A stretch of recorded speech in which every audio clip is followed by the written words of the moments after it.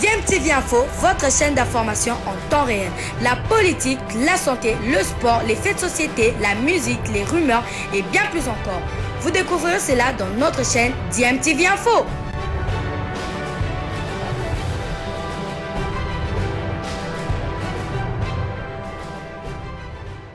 Vous êtes sur DMTV, bonjour ou bonsoir, tout le plaisir est pour nous de vous retrouver, mais surtout de savoir que vous êtes nombreux en train de suivre votre chaîne YouTube DMTV, DMTV qui vous propose l'actualité, mais vous propose également des analyses et des réflexions sur des sujets d'actualité, des effets sociaux, tout simplement des réalités que nous observons ici chez nous en République démocratique du Congo. L'actualité, c'est aussi la fin de mandat de Martin Fayulu au présidium de la MOCA, et Martin Fayulu qui est resté en tout cas aux côtés d'Adolphe Muzitu, séparé on va dire de Moïse Katumbi et de Jean-Pierre Bemba, doit céder son fauteuil en principe ça devrait être à Moïse Katumbi, mais Martin Fayulu se refuse de laisser ce fauteuil à Moïse Katumbi et a informé en tout cas l'opinion nationale, aussi bien qu'internationale, qu'il laissera en tout cas ce fauteuil plutôt à Adolphe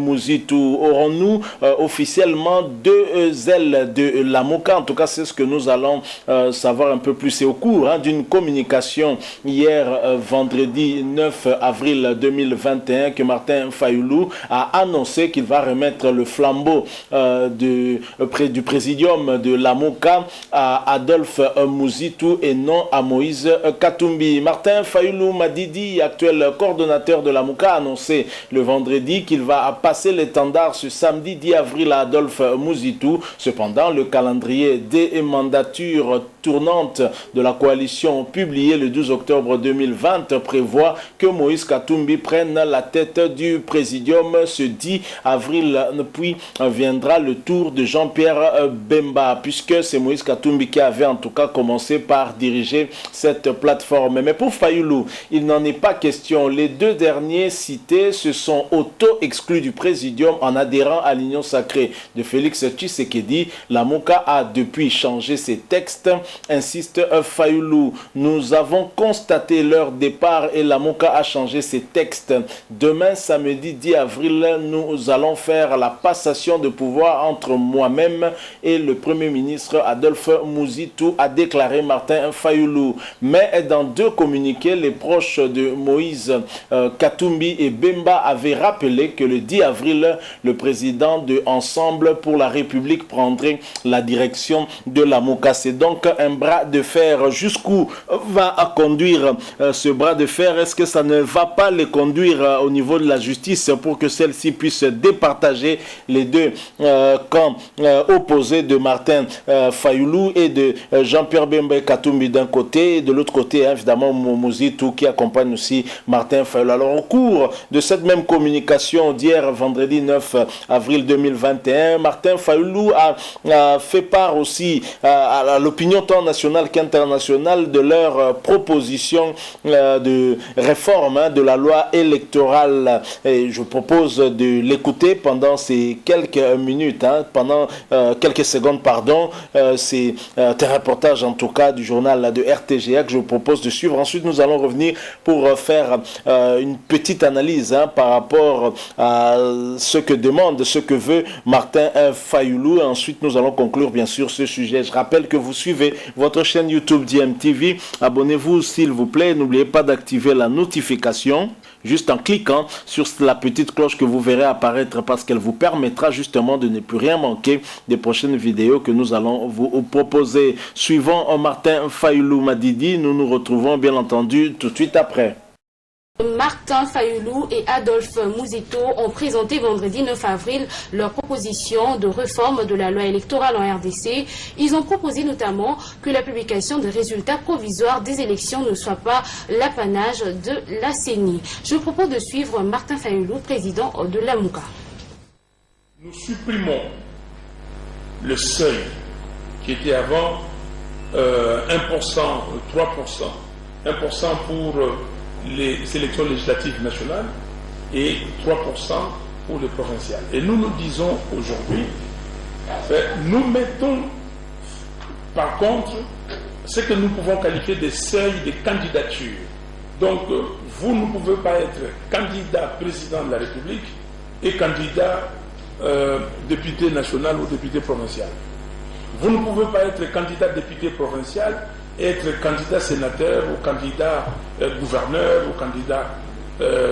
donc, vous ne pouvez pas, disons, être candidat à plus d'une élection. Les suppléants ne peuvent pas avoir un lien d'alliance ou de parenté en ligne directe ou collatérale, ascendante ou descendante jusqu'au deuxième degré. Voilà, nous sommes de retour, hein, vous l'avez suivi, Martin Fayulu, avec aux côtés en tout cas d'Adolphe Muzitu, dans une communication en tout cas, a fait part à l'opinion tant nationale qu'internationale de leur proposition de réforme de la loi électorale, hein, en vue des élections apaisées, hein, transparentes bien entendu, démocratiques aussi, en 2023 bien entendu. Alors la question que nous nous posons, puisque Martin Fayulu ne reconnaît pas en tout cas la légitimité des institutions, parce qu'il serait quand même étonnant de voir Martin Fayulu de ne pas reconnaître la légitimité de Félix Tshisekedi en tant qu'institution président de la République et reconnaître celle du Parlement, ça nous étonnera beaucoup. Et d'ailleurs, il ne reconnaît pas le Parlement puisqu'il l'a refusé, il s'est refusé en tout cas de siéger dans ce Parlement. Alors la question que nous nous posons, auprès de qui Martin Fayulu va adresser ces réformes? Pour que les réformes puissent être opérées, ça doit se faire dans les institutions très certainement et à l'Assemblée nationale vraisemblablement, parce que c'est au niveau de l'Assemblée nationale qu'on vote des lois, qu'on peut modifier des lois justement. Alors Martin Fayulu fait ses propositions, des bonnes propositions certes, mais auprès de qui va-t-il déposer ces propositions et à quelle fin? Donc c'est la question que nous nous posons. En même temps, on ne peut pas ne pas reconnaître les institutions et de l'autre côté vouloir proposer des réformes à remettre à ces mêmes institutions. Je pense que de ce côté-là, il y a quand même des contradictions que nous relevons et c'est normal, hein, que nous puissions en tout cas poser ces questions. Mais en tous les cas, la problématique de la réforme de la CENI, hein, de la réforme de la loi électorale se pose avec acuité si nous voulons aller vers des élections réellement libres, hein, démocratiques et transparentes et ne nous amenant pas en tout cas à ces crises de légitimité à répétition, parce qu'il faut rappeler que depuis 1960, depuis l'accession de notre pays à l'indépendance, il y a eu une succession de crises de légitimité et la plupart des temps c'était justement dû au fait que les élections étaient peut-être mal organisées ou l'institution qui devait organiser les élections ne faisait pas cela comme il se devait. Il fallait en tout cas insister sur les réformes, hein, et la modification des lois et pouvant permettre à ce qu'il y ait finalement des élections réellement libres, hein, démocratiques et transparentes. Je pense que c'est le vœu de toute la classe politique, hein, et certainement à ce niveau-là, ils peuvent s'accorder pour nous sortir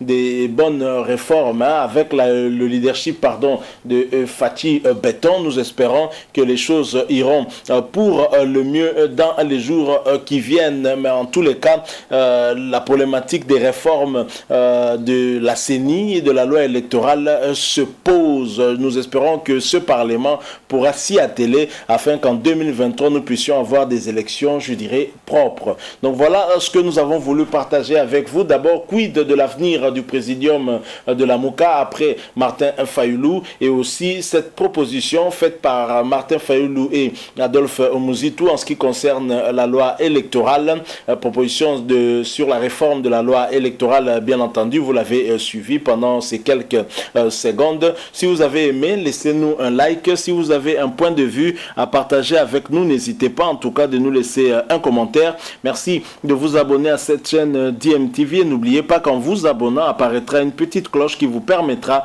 de ne plus rien manquer des prochaines vidéos que nous allons vous proposer. Encore une fois, merci à vous. DMTV espère vous retrouver très bientôt avec un autre sujet d'actualité. En attendant, portez-vous bien et nous vous disons au revoir.